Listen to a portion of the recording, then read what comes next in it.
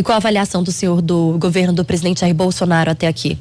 Thalita, eu lancei uma coisa que tenta ajudar o povo brasileiro a sair desse ódio e dessas paixões. Chama-se Observatório Trabalhista, que é como as democracias amadurecidas avaliam o governo. Você sabe, a inteligência é muito melhor conselheira do que o ódio, especialmente às vezes a paixão cega a gente de não ver as coisas.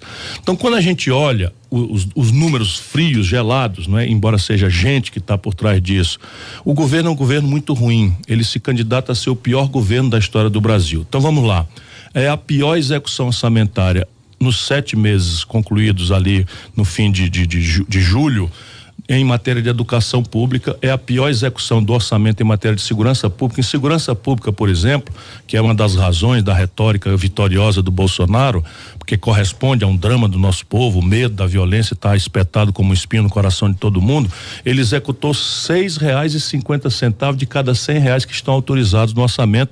Ou seja, já estamos descambando para o fim do 8º mês e só 6,5% foi aplicado. A pior execução orçamentária em ciência e tecnologia, que é uma questão crítica. As universidades brasileiras estão parando, os institutos federais de educação estão parando, os centros de pesquisa, os bolsistas do CNPq praticamente a partir de setembro não terão mais pagamento das suas bolsas. São 80 mil pesquisadores brasileiros que estão, parte deles, no estrangeiro, e isso é um colapso absolutamente grave. Então esse é um aspecto que demonstra com números e o investimento no Brasil é o pior da história.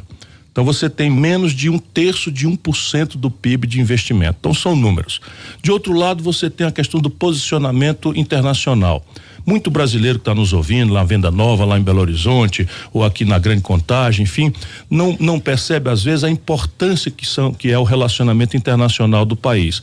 Mas sem esse relacionamento internacional, a gente não paga a conta, porque o Brasil não sabe fazer celular, 80% de um carro produzido na Fiat vem de fora, porque toda a parte sofisticada tecnológica o Brasil está importando, os remédios que a gente toma vem do estrangeiro, toda a eletroeletrônica, os computadores, tudo isso vem de fora. E nós estamos pagando isso com mineração e com o agronegócio. Na medida em que o governo brasileiro abre um conflito com a Alemanha, que é o maior comprador de produtos agropastoreiros do Brasil, com a Noruega, que tem uma presença importante na formação da opinião europeia, abre uma confusão com a França, abre uma confusão com a China, abre uma confusão com a Argentina, se metendo no processo eleitoral, violentando uma tradição de não intervenção que é a conduta do Brasil há mais de 200 anos, né? O Brasil tem uma diplomacia respeitada, nomeia um filho despreparado de 35 anos, policial, para a embaixada, ou pretende nomear, enfim, tudo isso vai erodindo de uma forma dramática e daqui a pouco o Brasil começará a experimentar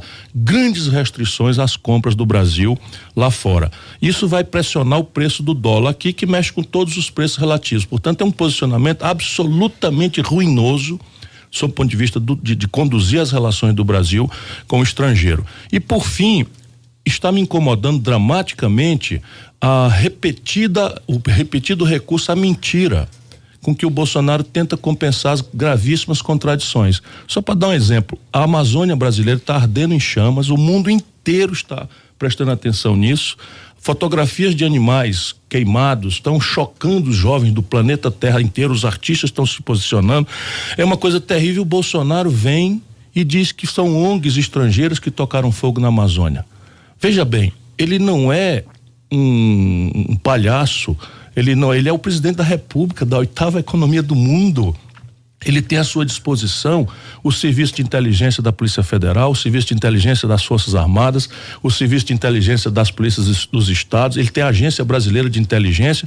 Portanto, se tem uma ONG cometendo o crime de atear fogo na Amazônia, ele não pode denunciar, ele tem que prender e trazer a público e demonstrar com documentos, mas ele está mentindo para dar um argumento para essa legião de malucos que ele cevou e que ganhou a eleição mentindo e agora está querendo governar mentindo. Desculpe interromper o senhor, mas seria uma forma de tirar o foco nas políticas que ele tem feito para poder gerar polêmicas. Ele aprendeu isso ganhando a eleição.